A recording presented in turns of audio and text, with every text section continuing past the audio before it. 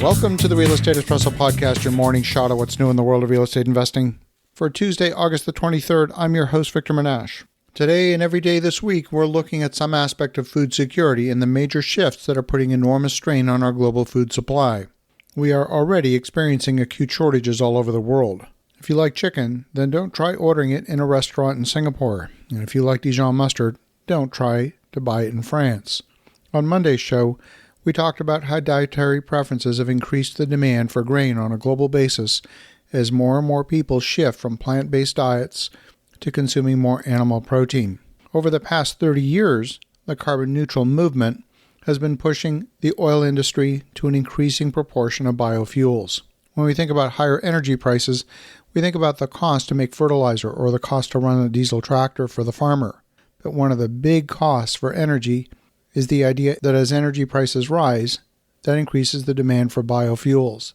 And these fuels, we're familiar with them. Ethanol, which is now in the United States, every gallon of gasoline that you buy, 10% of that is ethanol. And they're talking about taking it to 15% ethanol. We basically hook the global energy markets into the global grain markets.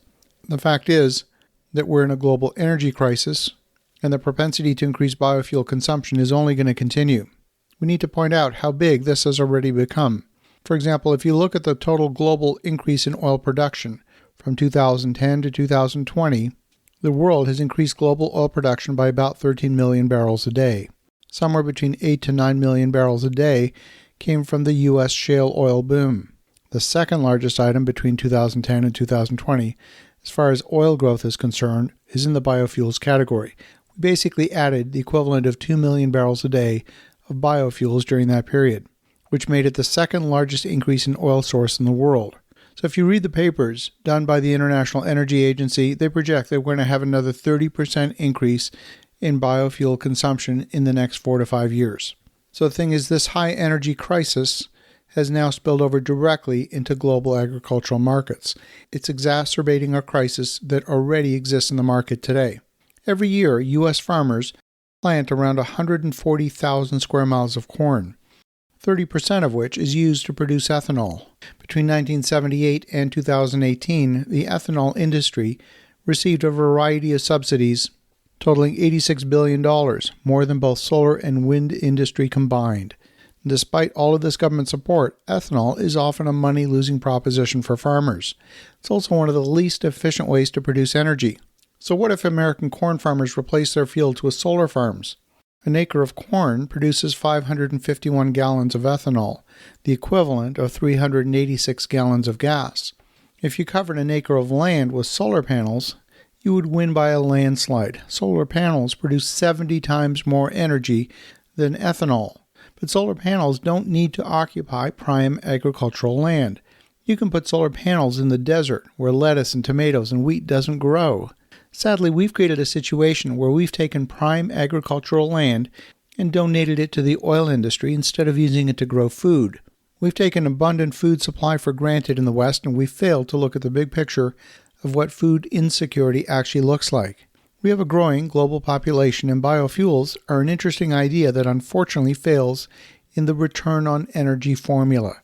You need to look at how much energy you get out of an energy project and compare that with the energy input required to harvest that energy output. It's so inefficient. One of the consequences of cheap oil is the distorted view of what it costs to create biofuels.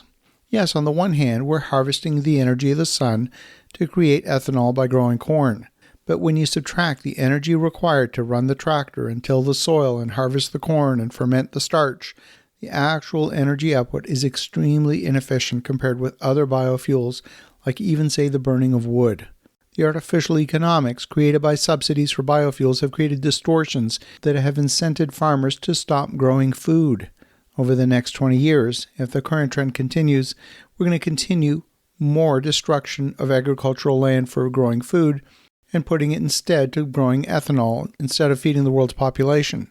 I believe it's extremely important for investors, and real estate investors in particular, to understand the various factors affecting land use and to understand why we're facing a global food shortage. We've intentionally removed massive acreage from the global food supply, and we're at risk of having hundreds of millions of people face starvation in the coming years. Turns out there's additional factors we'll discuss later this week that are also important for us to understand. You can't adopt a defensive posture nor capitalize on the current market conditions unless you know the risks and the factors affecting the market. So we have the double whammy of folks preferring to eat animal protein instead of vegetable matter in larger and larger numbers all over the world, putting an increasing strain on our agricultural systems. And now on top of that, we've taken acreage offline to produce fuel for the oil industry instead of feeding people. On tomorrow's show, we're going to talk about another factor that is also contributing to large-scale food insecurity all over the world. As you think about that, have an awesome rest of your day. Go make some great things happen. We'll talk to you again tomorrow.